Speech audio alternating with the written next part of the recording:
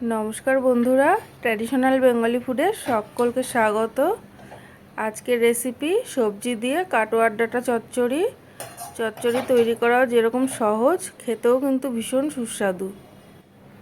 চচ্চড়ি রান্না করার জন্য এখানে এই যে ডাঁটা মুখের দিকটা চিড়ে এক সমান করে ডাঁটা কেটে নিয়েছি। এখানে নিয়েছি ঝিঙে, এখানে নিয়েছি পটল, আলু লম্বা লম্বা করে কেটে নিয়েছি, আর কুমড়োটা একটু বড় বড় করে কেটে নিয়েছি।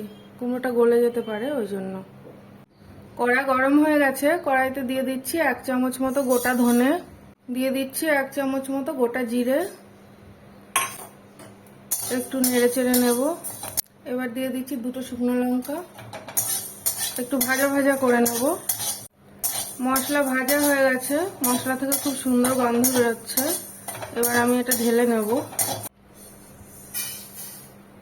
কড়া গরম হয়ে গেছে, কড়াই দিয়ে দিচ্ছি পরিমাণ মতো সরষের তেল। তেল গরম হয়ে গেছে, এবার আমি এটা ফোড়ন দিয়ে দেব। ফোড়নের জন্য দিয়ে দিচ্ছি 2টো শুকনো লঙ্কা আর তেজপাতা।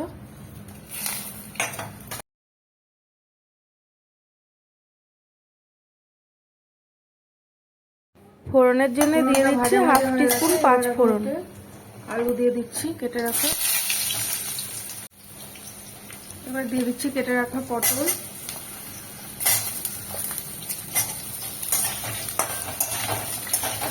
এবার দিয়ে দিচ্ছি কুমড়োটা। এবার দিয়ে দিচ্ছি ডাঁটাগুলো। ঝিঙেটা আমি একটু পরে দেবো, ঝিঙেটা সেদ্ধ হতে যেহেতু সময় লাগে না,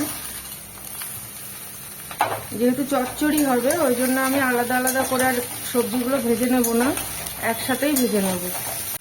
দিয়ে দিচ্ছি লবণ, দিয়ে দিচ্ছি পরিমাণ মতো হলুদ, দিয়ে দিচ্ছি স্বাদ মতো কাঁচা লঙ্কা। এবার একটু এটা ভালো করে ভাজা ভাজা করে নেব। সবজিগুলো অর্ধেকটা ভাজা হয়ে গেলে তারপর আমি এটা ঝিঙেটা দেবো। গ্যাসের ফ্লেমটা একটু মিডিয়ামে করে সবজিগুলো এখন একটু নেড়ে চেড়ে ভালো করে ভেজে নেব। সবজিগুলো মোটামুটি ভাজা হয়ে গেছে, এবার আমি এতে কেটে রাখা ঝিঙেটা দিয়ে দেবো।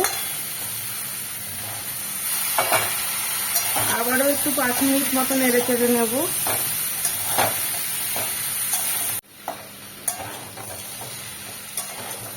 সমস্ত সবজি ভেজে নেওয়া হয়ে গেছে, এবার আমি এতে একটু জল দিয়ে দেবো।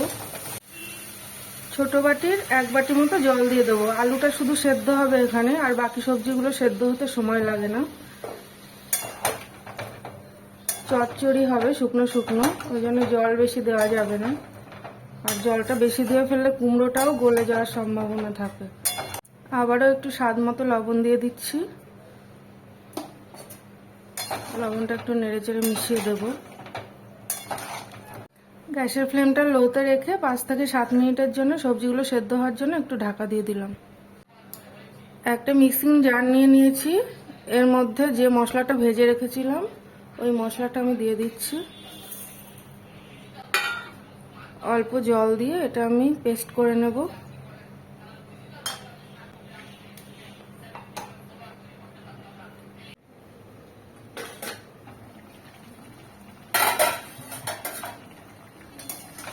দেখুন সবজি থেকে কতটা জল বেরিয়েছে, সবজিটা প্রায় সেদ্ধ হয়ে এসছে।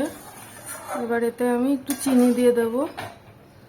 নিরামিষ তরকারি একটু মিষ্টি মিষ্টি খেতে ভালো লাগে, 1 চামচ মতো চিনি দিয়ে দিচ্ছি। যারা তরকারিতে মিষ্টি খান না তারা অবশ্যই স্কিপ করে যাবেন। চিনিটা নেড়ে চেড়ে একটু মিশিয়ে দিচ্ছি।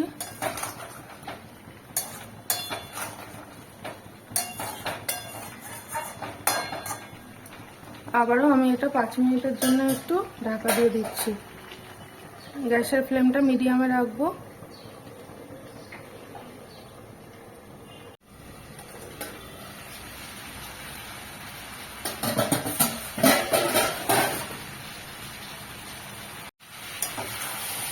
চচ্চড়ি রান্না হয়ে গেছে, সমস্ত সবজি সেদ্ধ হয়ে গেছে।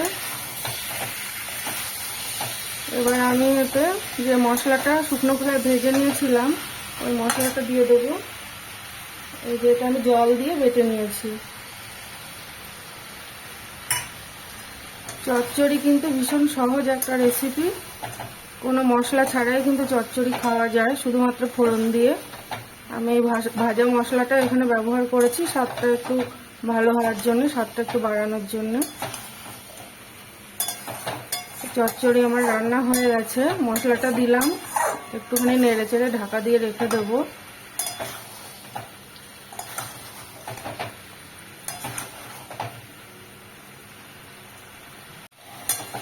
আজ তাহলে এইটুকুই থাক, পরে আবার দেখা হবে অন্য কোনো ভিডিওর সাথে।